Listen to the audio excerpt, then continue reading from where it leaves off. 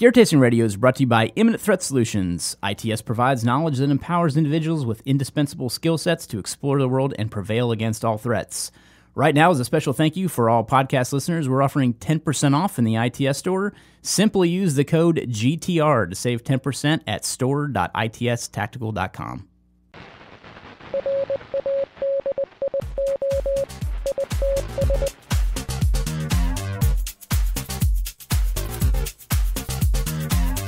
Welcome to Gear Tasting Radio, where we offer an in-depth look into the usage and philosophy behind the equipment in our lives. I am joined by Rob Henderson. Hello. And I'm Brian Black. Today, we are going to tackle fire starting.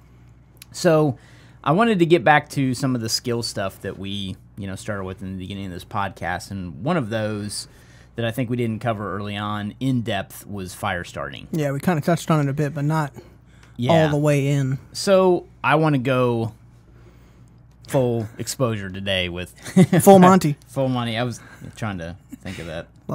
Yeah. Anyway. All the way with fire starting. The premise of this, though, is that I still come across so many people that just don't know how to start a fire. And this is not a knock on anybody. I'm not trying to say, oh, you don't even know how to start a fire. That's not what I'm talking about.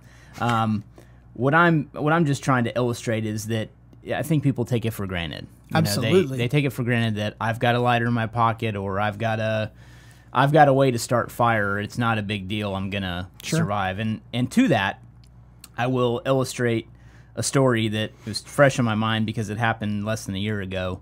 But we were out at that Mammoth Sniper Challenge, and we were freezing. It was 13 below that night. And nobody wanted to start a fire. That's like the last thing on your mind when 13 you're below is not messing around. Freezing cold. You would think, oh, I'm cold. I need to start a fire. But you don't want to do anything when it's that cold. You just want to keep your hands as close as you can. And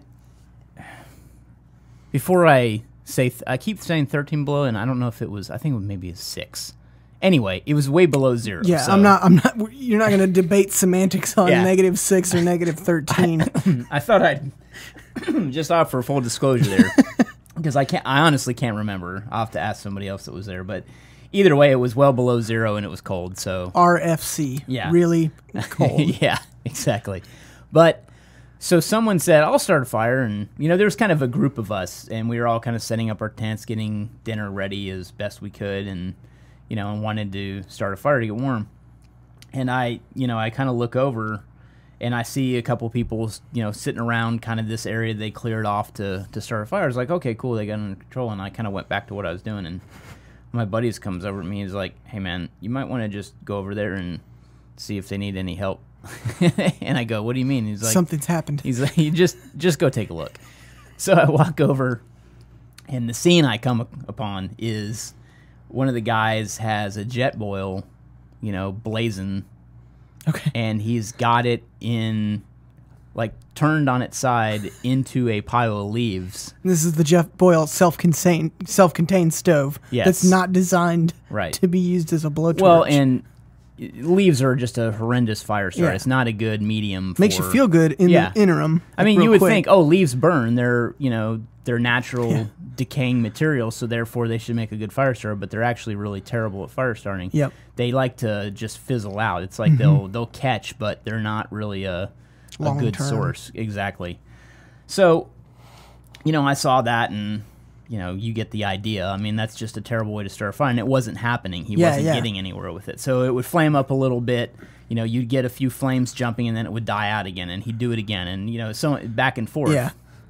And I gave him some pointers without sounding like a jerk or anything. Sure. I said, hey, why don't we try this or that? And eventually we got a good fire going, but it just goes to show that people think they can depend on what they have, but really the best thing to have in that situation is, the proper mindset, meaning you have the skill to start a fire. And you can really do it with anything. I mean, I've personally got a fire going with wood that was wet. Like anything will burn if it's hot enough. Yeah. You just and we'll talk about that later. You just have to have enough tinder to start something, and you can basically, you can burn wet wood if you had to. I mean, it's not going to spark right away, but you know, in the grand scheme of things, anything will burn if it's hot enough. Well, that's like you said, it's temperature dependent. You can look at any type of wildfire to understand that, like, it doesn't care if it's wet or has sap or anything in it. It'll just burn right through it. Well, and that's the, you know, the fire triangle is, you know, oxygen, fuel, and Heat. Heat, yes. So you have to have, you know, if you take one of those variables away, the fire will die. So if you have heat and, you know, whatever oxygen, you're not going to have fire. So you remove one of those variables and you're screwed. Well, and I think that's a great example of, like, the guy trying to start the fire with leaves doesn't understand the fuel aspect of, like, what fuel for a fire really is. You know, he's only got one piece of a many-stepped process to get a good fire going. And I think that's one of the things that a lot of people run into with fire starting is they're not building as efficient of fires as they could be, especially using something like fuel from a jet boil. That fuel could be valuable for cooking. I think the biggest problem, though, that I see isn't necessarily that, because a jet boil could literally start a fire. Sure. But the problem was in the material that they gathered for the fire, because it wasn't proper. Yeah. So, and really, if I had to narrow it down into what people struggle with in building a fire, it's that. Yeah. It's proper previous planning prevents piss poor performance. I mean, it comes down to the 7 Ps. You know, that's really what it's about. So if you have, you know, let's just say you have the proper tinder, which is the base medium to get a fire going, a lot of that can be taken, can be gathered quickly if you have it, but the proper way to do that is to gather everything ahead of time. Right. Build your piles, you know. That's Get so your important. tinder, gather that, have that pile to get going first, and have additional material that you can add to that to make sure it gets going right.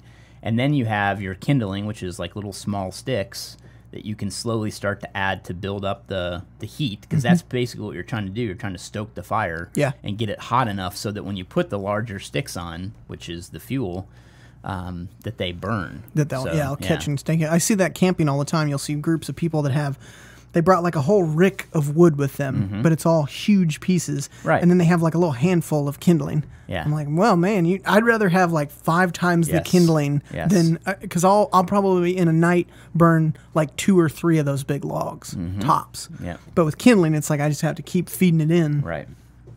Yeah, and that's a good point too, is that, you know, often you'll see somebody just get a huge log and try to, you know, start a fire right next to it, and it just won't catch. And they're like, why isn't it catching? Well, it's not hot enough. Right. You know, that wood Your little lighter doesn't get hot that enough. wood requires a lot of heat to burn. So unless your coals, so to speak, are hot enough, you're not gonna burn through that log and put off the heat or the warmth that you need to sustain the fire. So yeah, if I was to kind of illustrate one tip, it would be to properly gather material. So I would say, so a good example, let's kind of take them step by step. So tinder, kindling, and fuel, that's kind of the order of operation. So tinder, my favorite tinder is fat wood. So yes, I know that sounds hilarious. You should go back to elementary school. Sorry, I just went back to my 8-year-old brain. I know, I gotta do it too. But I really think it needs another name, like pine wood. Pine resin. Or like sappy wood. No, that sounds worse. But essentially what that is that's a pine tree that is decayed or fallen in disrepair. And the sap has run down from a pine tree and gathered in the base or the stump of the tree, and you can basically break off pieces of that, and that's what fatwood is. It's basically impregnated with that, the sap from a pine tree, and it's super flammable. Yeah, it turns out sap is really flammable. Yes, so exactly. Yeah, that stuff works great in all different varieties, whether you're shaving it off or whatever. And I prefer to do that. So I like carrying a knife with me that that can handle those type of operations. I want something that's strong enough to where I can baton it with another log and split wood with it, and then I want something that, you know, can shave fat wood or another type of tinder down to small form, because the smaller the form is, the more likely it is to catch with a spark. And that's, you know, yes, you can use a lighter. You can use a lighter all day long, but I actually prefer to light a fire from a spark from like a ferro rod. Agreed. I think it's more practical to carry something like that than it is to depend on a lighter. Because yes, does a lighter have a flame instantaneously? Absolutely. But is it going to catch as good as something else? Probably not. Yeah. Well, and it's also finite. You know, Right. the lighter will run out. Yeah. And then, the great thing about a lighter is even when the fluid runs out, you've still got a sparker. Sure. But it's not the same type of. Yeah, it's not going to throw big. the same heat as a ferro rod will. I mean, it throws. A ferro rod is great because of the temperature that it throws. It's like a either 5 or 10,000 degree spark that comes out of that, or maybe it's like 3,500 or something. It's a lot. It's Yeah, hot. it's hot. That's good. Yeah. The internet will tell me exactly what Yeah. temperature. It's that math again. Yeah. But that's what I prefer, is to have some kind of medium that I've already gathered in advance, because I don't like depending on the natural environment to gather tinder. I like gathering kindling and fuel. I can do that all day long. Yep. But the tinder is something that's sometimes can be really hard to find. That's why, a good tip is if you're hiking and you see something that's a great tinder, pick it up and put it in your pocket, or carry a Like zip. if you have fallen pine trees or something. Carry like a that. Ziploc bag and just start putting stuff like that in there. Like old man's beard that grows on a tree is a great fire starting material too, and certain types of grasses are good, but not all. So when you come across things like that, it's great to just put them in your pocket. So that's my advice on tinder. And there's lots of different variations you can purchase when it comes to fatwood too. There's full on sticks that you can shave down or make into like little splinter sticks, and then there's also shavings that are already done that are in a little tin that you can purchase. And we have those, and I always feel bad using them, but they're so convenient. Yeah, it's great because it's just already done for you, and it's the same stuff that you would sit there and do. So if you're a lot of times when I'm camping, it's not that I'm in a hurry. I just have other stuff I want to do other than sitting there and shaving down a piece of fatwood. So it's like, just open up the splinters, put them in there, light them up. Yep. Or those the cotton Tinder Quick tabs. Yeah, Tinder I really Quicks like are great those. too. Yeah, and then another thing you can do is actually carry a pencil sharpener with you.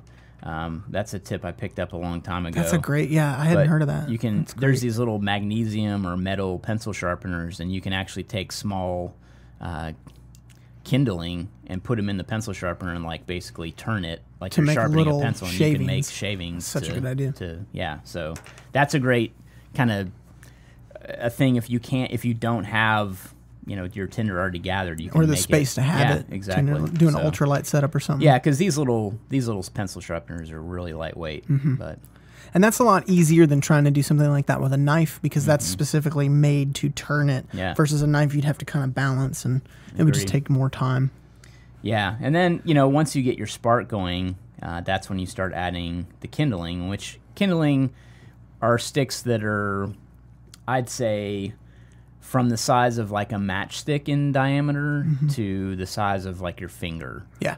Like your pinky finger or something. And then fuel in itself would be anything larger than that, all the way up to a huge log that you'd burn in the fire once it gets hot enough. So, but you want to have, and I honestly, I'd like to rephrase that, because honestly, the fuel that I would gather would be something that's no bigger than, I don't know what's a relative size for that, like maybe your thumb, from your thumb size to maybe like 3 fingers or something like that. You talking about for the actual fuel you're going to burn? Yeah, I usually try not to go like larger than my wrist. Yeah, and that sometimes is too big. Yeah. Because you're not going to go from little sticks, kindling to that size. No, yeah. It's a progression. So, yeah, and you want to have, pretty big piles of that already set aside for a fire. So, and you can never have too much. Right. And that's worst really case the scenario, thing. you leave it there for the next person or take it with you. Or wait till you build a fire the next day and now you already have it. So, yeah.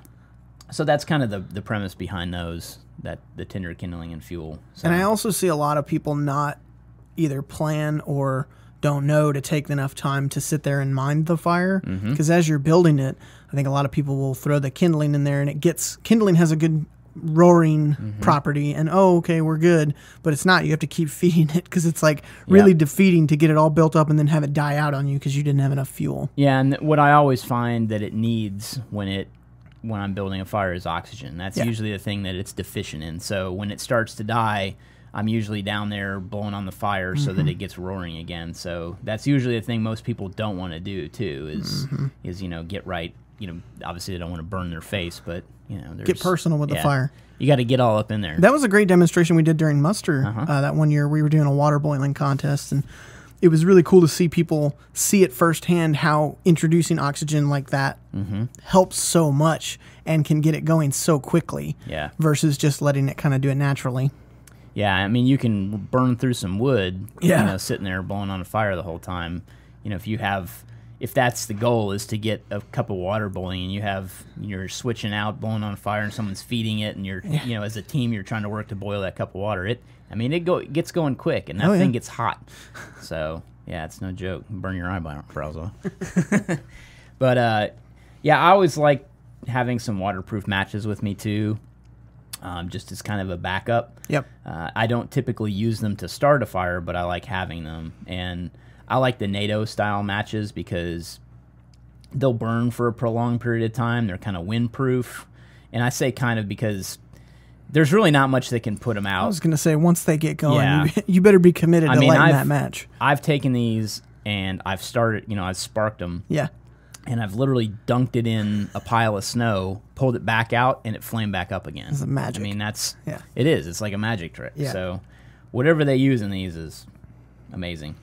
But that's great because, you know, you have to look forward, or not look forward, you look further into the future for a survival situation in which you may not have time to do a sparker or something like that. So those waterproof matches are great if you're in inclement weather or something where you just need fire right now.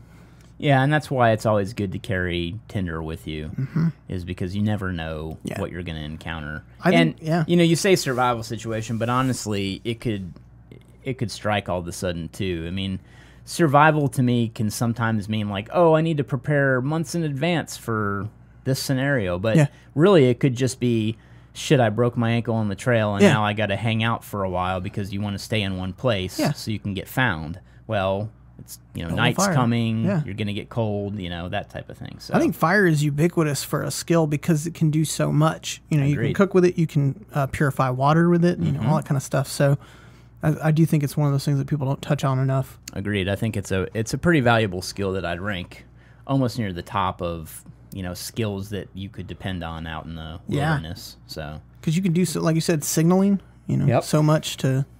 Yeah, you put some, you know, green leaves on top of a fire. Now you got a smoke signal, you know, so people will see that.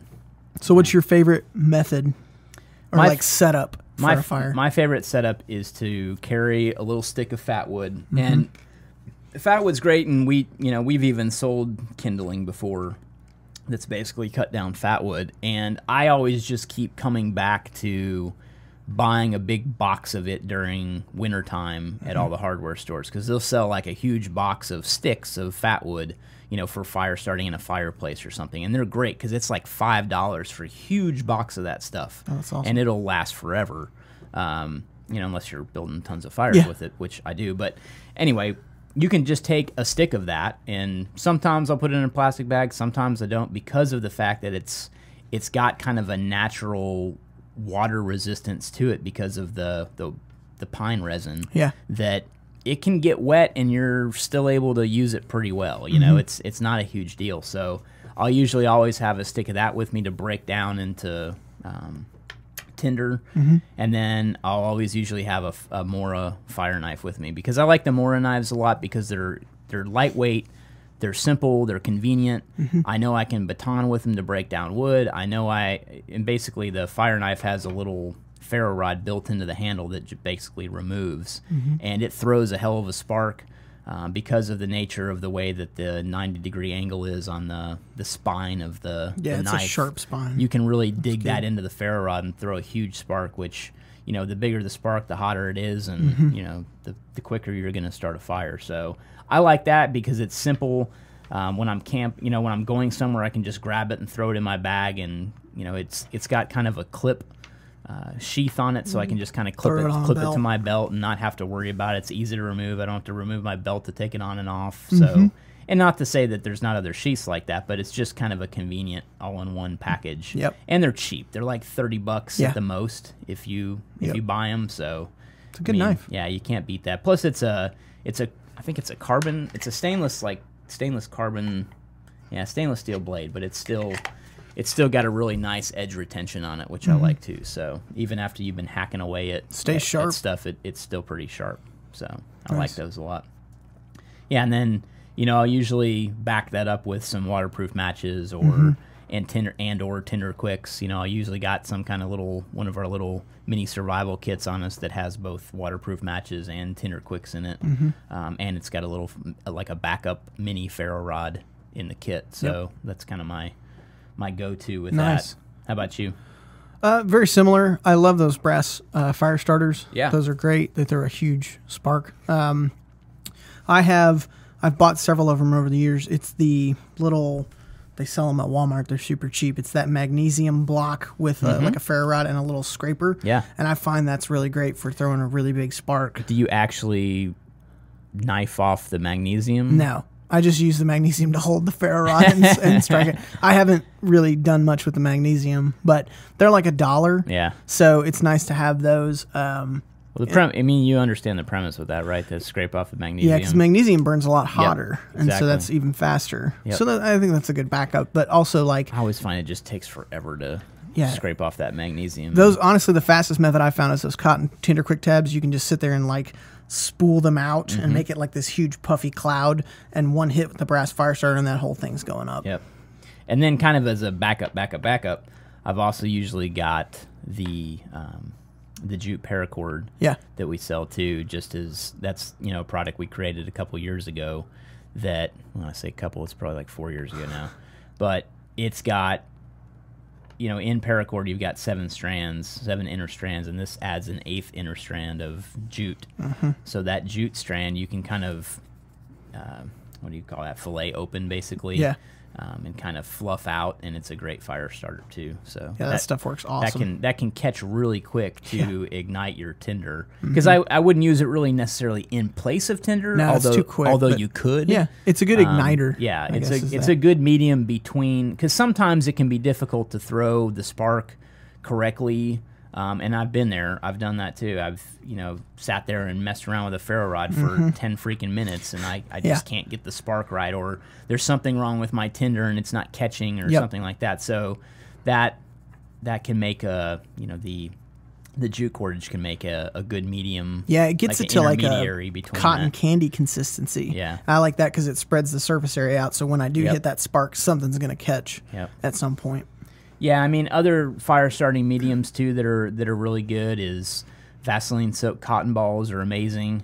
You just have to make them. You know, you have to buy a tub of Vaseline, you have to buy cotton balls, and you have to create, you know. And then you got to store them right too, because those can get real messy. Especially and nobody really sells film canisters anymore, like the little 35 millimeter. If anybody knows what 35 millimeter film is, those little containers are great. Back in the olden days, we used to have to shoot film. But I mean, that's one of those things that you do have to have storage considerations versus something like fatwood, where you just keep it, and it'll just, like you said, it's naturally water resistant. It doesn't really leak much.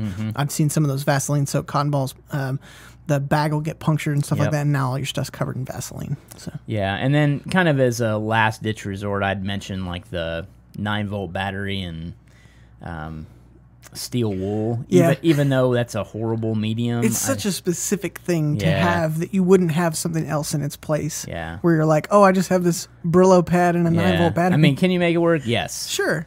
Can you burn, is it ideal? Can you burn your sink with it? Yeah. Because you didn't know it was going to burn that hot? Yes. I've been there. Whoops. Does your wife get mad at you for that? Yeah, absolutely. Turns out this burns really hot. I was literally like, I wonder if this. Oh God! It literally started, you know, and then burning. You can't like put it out. Well, it's in my hand. Like I had the knife, you know, stupidly. I was like, this can't work that well. Oh God! You know, that was my first experience. I've started a fire. Yeah. Luckily, it didn't burn on the house. That's good. I mean, I went right to the sink and like turned on the water, and you know, it just didn't help. Kept going, and lessons learned. Yeah, Kelly got mad at me for that one. But you know, that's the Friday. Fool me once. No, that's a good one too. And then, you know, as a last ditch effort, you can always break open a cell phone and do the same thing. Like the leads on a cell phone battery can do the same thing on a charged battery. You can kind of hit that against steel wool, and it'll make the same type of charge that a 9-volt would too. So, just a survival-esque tip if you're in the wilderness like that. But you know, honestly, that's why I kind of stay prepared with what I carry too, because I've always got a way to boil water and cook in my vehicle too. You know, even though sometimes I'll carry MREs that have the heaters in them and things like that. I've always got at least a cup and a stove and a fuel canister to be able to, just backups on backups. That's right. No harm in having backups. Yep. So that's kind of a good, I think, look at kind of some different medium for starting fires, and hopefully we kind of hit on the importance of why you should consider that as an important skill, and don't burn down the house. Thanks for listening to Gear Tasting Radio. As always, check our episode intel. We'll put up some links to some of the products we talked about, as well as some of the articles that we've written on topics like we talked about today with fire starting. So take a look at that. That will be as a resource on either the podcast show notes, if you have access to those, if you subscribe through iTunes, Apple Podcasts, or on the episode intel on itstactical.com. And if you enjoy what we're doing here, we'd love for you to head over to Apple Podcasts and review the show, give us a rating. And also, if you'd like to consider supporting the show, head over to patreon.com/itstactical. And thanks again.